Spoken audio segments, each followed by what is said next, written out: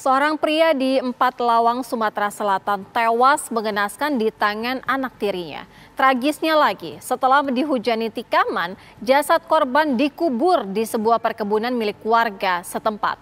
Usut punya usut, korban disebut-sebut kerap berlaku kasar terhadap sang istri yang merupakan ibu kandung pelaku. Lalu bagaimana kasus ini bisa terungkap? Selengkapnya dalam ulasan khas Ragam Perkara. Bela ibu kandung ayah tiri dihabisi.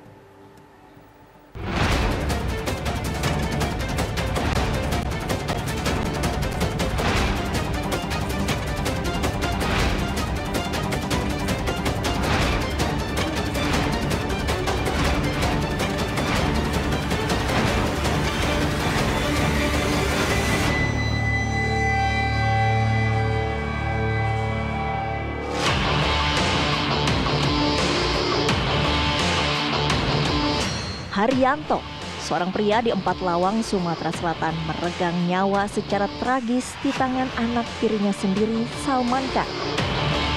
Tikaman bertubi-tubi yang disarankan ke tubuhnya, tak pelak kemudian menewaskan Haryanto. Jasad Haryanto dikubur pelaku di kebun karet milik warga yang tak jauh dari pondok di mana ia tinggal. Terus setelah dia meninggal? Suruh rumahku kan dusun. Untuk berobat? Setelah berobat? Dikuburkan? Jam 5 baru aku minta tolong sama Haji tadi kan. Dikuburkan? Ngangkatnya mintanya dulu kan. Terus? Lohor itu baru ngubur. Ngubur di mana dikuburkan? Nguburnya Bekasi itu lah. Tidak jauh dari pondok? Yo. Oh, ini itu Salman sama saudaranya ya? Sepupunya yang menguburkan? Aku yang ngubur. Oh, kamu sendiri? Aku cuma minta bantu sama Haji tadi. Untuk ngangkat nih? Yo, Oke. ngangkatnya.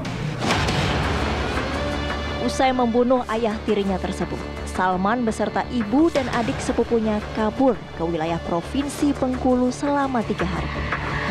Setelah itu, barulah mereka menyerahkan diri ke pihak berwajib. Berdasarkan informasi dari terduga pelaku yang menyerahkan diri di Polsek Kota Padang di wilayah Bengkulu, maka kita dapat mengetahui tempat di mana korban dikuburkan ataupun dibunuh. Bukan tanpa sebab bila Salman kalut menghabisi ayah tirinya tersebut. Ihwal tersulutnya emosi Salman berawal ketika malam itu, Jumat 8 Juli 2022, si ayah tiri bertengkar hebat dengan ibu kandung Salman. Tak lama berselang, ibunda Salman menjerit kesakitan. Rupanya, Haryanto melepaskan tembakan senapan angin yang mengenai kepala sang ibu. Salman yang tak terima karena sang ibu diperlakukan semena-mena lantas membacok dan menikam tubuh Haryanto dengan senjata tajam berkali-kali. Jadi malam itu Emak tuh tak jerit. jerit, Yo, terus? langsung ke sana nengoknya kan. Saya nengoknya tuh palanya lalu dan tembak kan. Ditembak pakai apa itu? Pakai senapan. Senapan angin, terus? Terus itu dia mau mukul rumahku kan. Langsung aku ngambil parang kapal kakinya kan. Oh, langsung kamu bacok? Yo, kakinya kan. Kakinya? Nah, Ditusuk? Enggak. Terakhir ditusuk pakai apa? Pisau? Pisau ya. Di bagian apa? Bagian sini kan. Oh, bagian rusuk. Berapa kali? Kurang lebih dari 8-an. 8 kali. Dibacok berapa kali? Dibacok sekali. Sekali.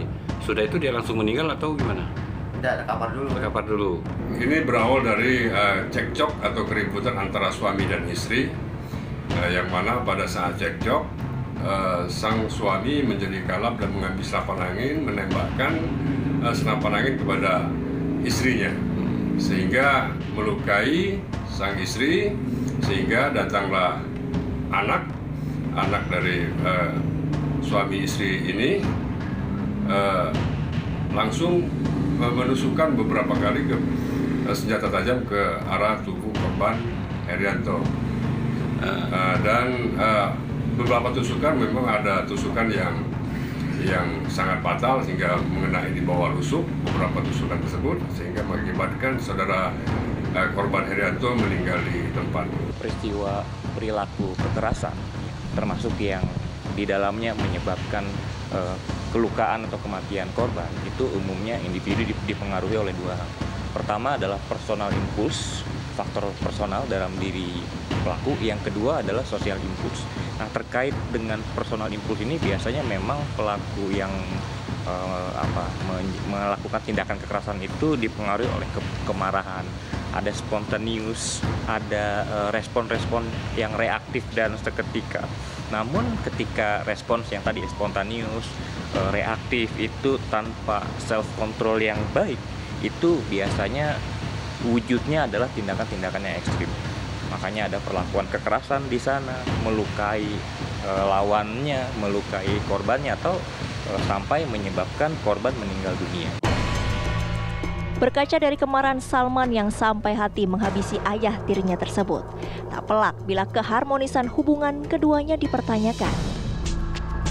Haryanto disebut-sebut kerap berlaku kasar terhadap ibu kandung Salman. Perlu kita lihat adalah bagaimana riwayat hubungan antara pelaku dengan korban sebenarnya. Yang perlu kita periksa tentunya nanti ada banyak hal yang menjadi ranah penegak hukum ya, yang melakukan mengupayakan kebenaran di proses hukumnya. Tapi penting untuk melihat bagaimana sejarah hubungan antara pelaku dengan korban. Apakah ini satu konflik yang pertama kali terjadi? Apakah ada riwayat hubungan yang tidak baik sebelumnya? Apakah ada riwayat, bahkan yang perlu dipahami bersama adalah riwayat misalnya tindakan kekerasan yang dilakukan oleh pelaku sebelumnya terhadap korban atau terhadap korban-korban yang lain. Jadi konteks rekam jejak hubungan itu menjadi relevan menurut saya. Karena jangan-jangan ini adalah titik puncak dari hubungan yang buruk sebelum ada trigger ini, ya pecahlah di peristiwa ini yang menyebabkan korban meninggal dunia. Kendati Salman bermaksud membela ibu kandung dari tindakan kasar si ayah tiri, namun menghilangkan nyawa orang lain tetap berkonsekuensi hukum serius. Salman pun terancam hukuman 15 tahun penjara.